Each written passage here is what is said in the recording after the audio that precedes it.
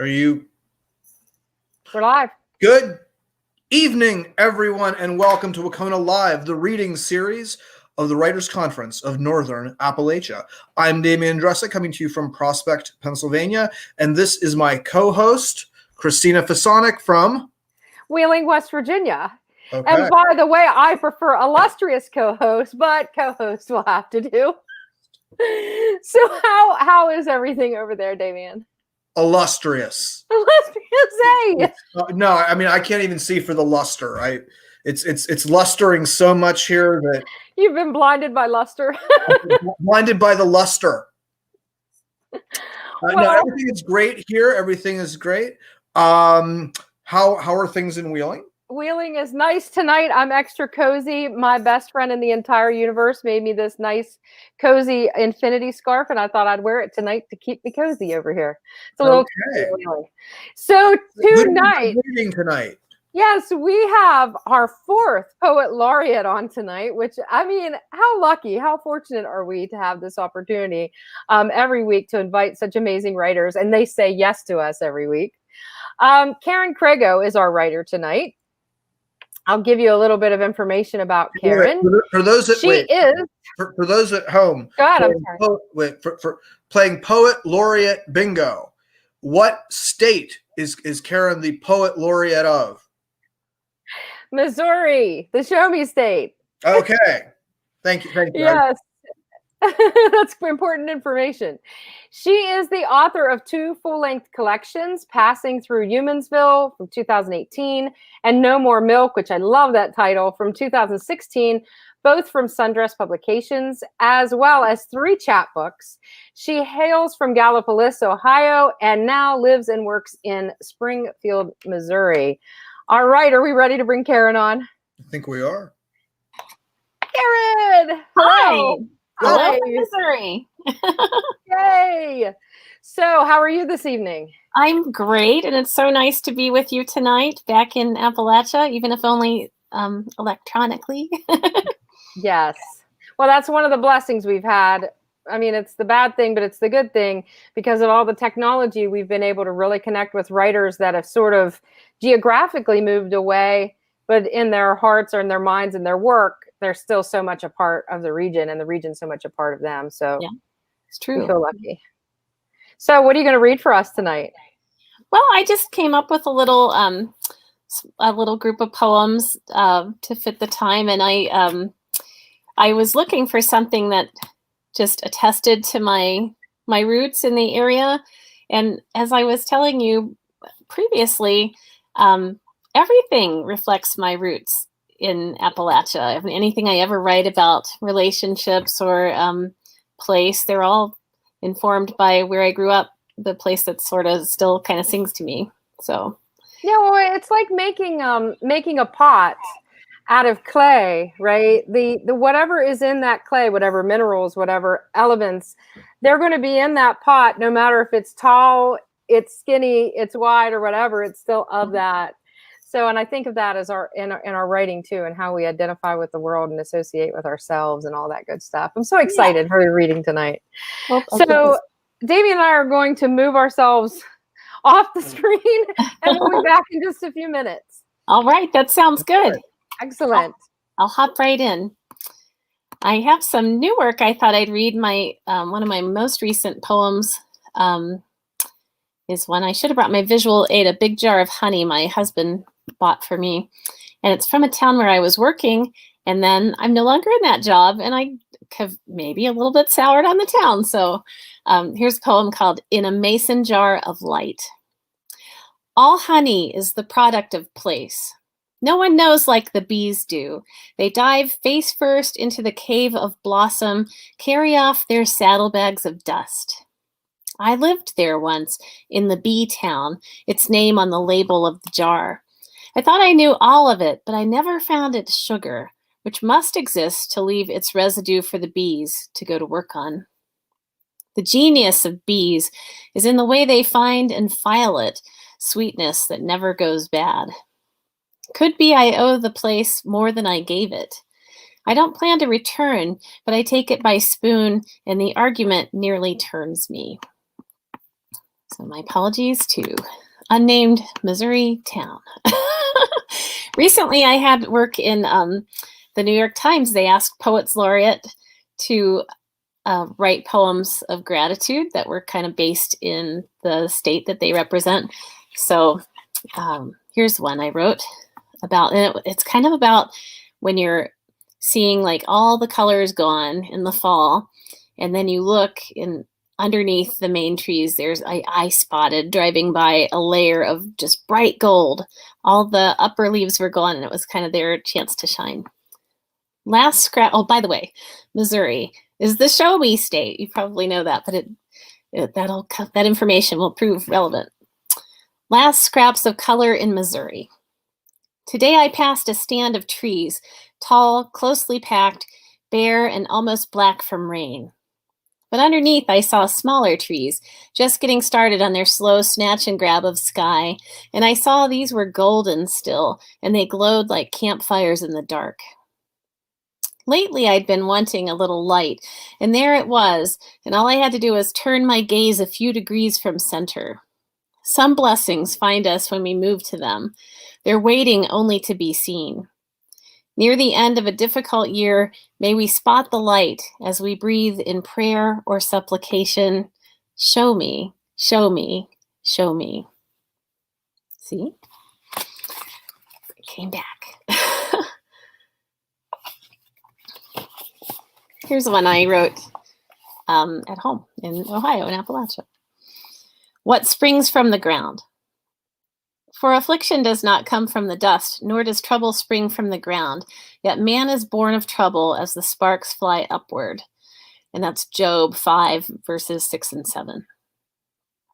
To be human, or to be any good at it, you have to study the rain, how each fat drop slaps the wooden stairs just like a mad palm, and together the drops explain the sound of one hand clapping. We will be tested on this. We'll be forced to describe with exactitude the destruction of the drop, how it hits, then springs up in shattered hallelujahs. The sparks fly upward. It says that in Job. Our hero, a fool, never forsakes the one who has forsaken, who makes sport of him. Affliction does not come from the dust, it says, but I prefer to think it does, that the one we seek for comfort doesn't rain down our ruin for fun. Man is born of trouble, but I am a woman, and between my flinty thighs can make some trouble of my own. When it rains in the mountains, sometimes a gully begins, and a fault, and eventually the whole hill gives way. So I hope you have been to Sunday school and know about Job and how he was sorely tested. I bet you have.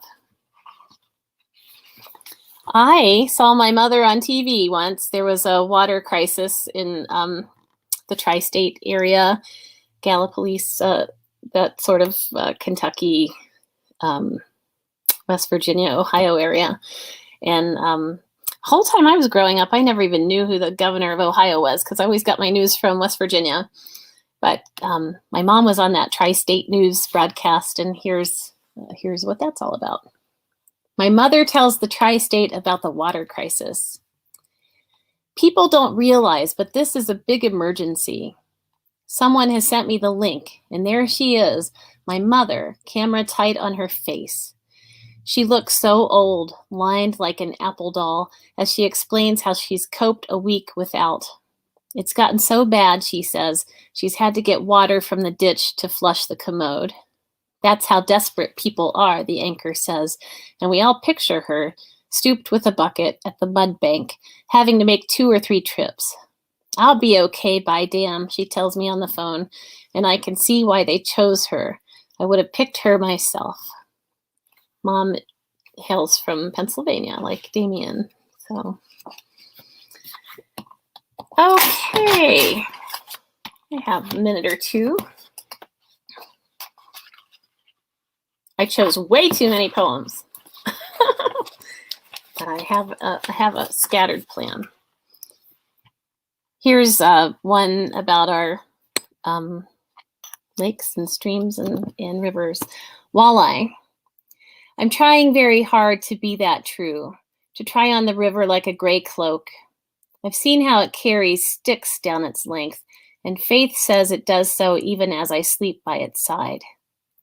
I see a message here, that water is all that remains to hold me up.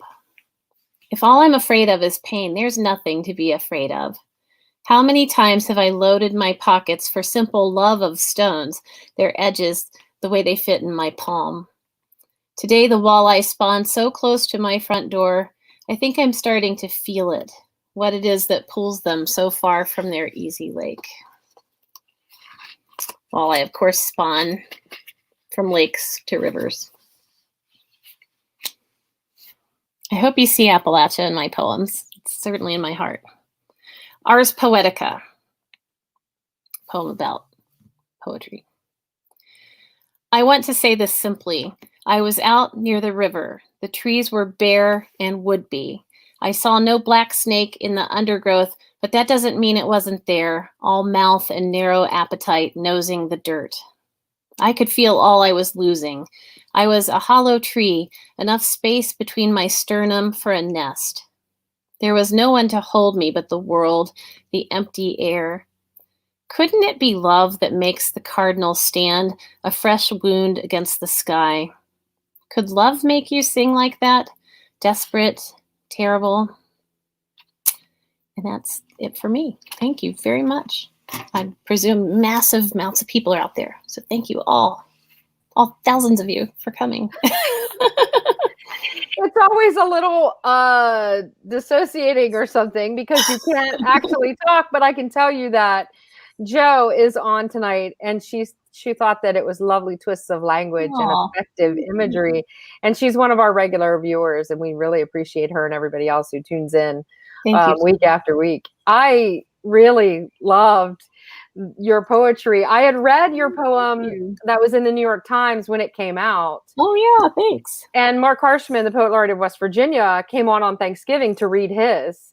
And I had read them all that day, and I was like, I wonder if she's going to read that tonight. So I was so glad that you did. And that's really what it's about, right? That you're in this dark place and you think, this is permanent. This is permanent. And then you look up and you realize, there it is. Yeah. There's gold underneath the branches, the dark leaves, the dark clouds, and all of those things. That's entirely my practice right now too. Like spiritually, just to find the gratitude, to like see what's good and sort of draw it in. I hope it comes out in the poems because I'm trying so hard. Oh, definitely. And I go ahead, Damien. Oh, no. I really like the line "trouble of my own." I thought that would be a wonderful name for a collection.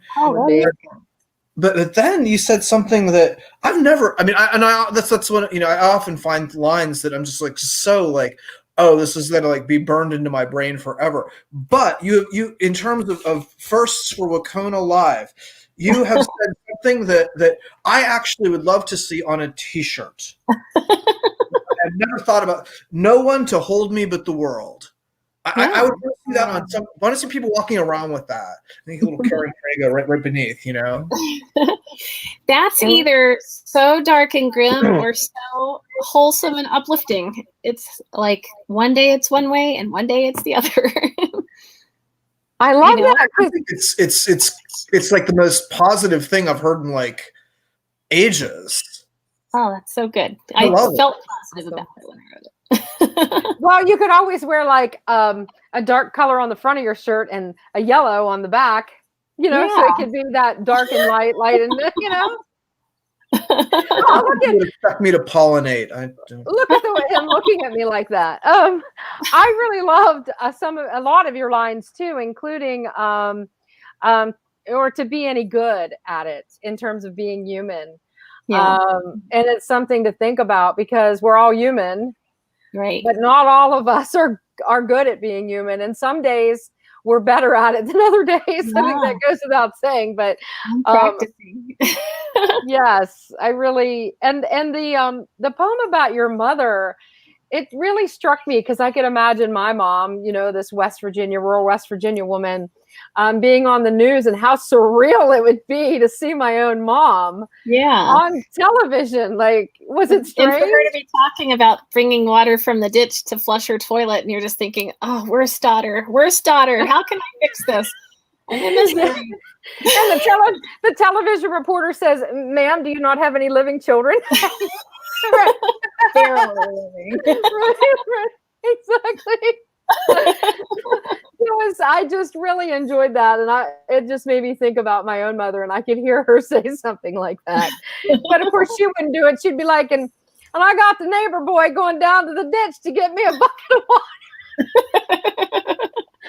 So how did they, I assume they resolved this crisis in a shorter time period once it made the news.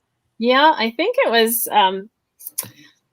it was weather related and infrastructure related, and I don't quite know what was going on, but Gallipolis didn't have any water. Wow. I really, truly I loved everything you read for us tonight. Oh, thank you. It was wonderful, really. And I thought that it was interesting that the honey poem talked about, the first line was about, or some lines were about what we talked about earlier when you first came on the show, that honey is a product of a place. Yeah. Just like we are products. Yes. Yes. So you are with Sundress Press. Yes, out of Knoxville. Right on. Erin Elizabeth Smith, a University of Southern Miss as I alum. Oh. Yeah, she is amazing. She's the best editor in the universe. Do you have books to hold up for us? I do. I was reading out of Hold those up. I have stickies. This one's called No More Milk. Let me get it in there's a cow. A lot of people can't see it right away, but that's the ear and the eye. Yeah, so that's No More Milk. Here's a lot of stuff about being a mom and sort of home economics. How am I going to pay for the milk crate? This one is Passing Through Humansville. Humansville is actually a Missouri town named after someone named, I think, Fred Human, strangely enough. But Passing Through Humansville, that just sort of gripped me, the idea.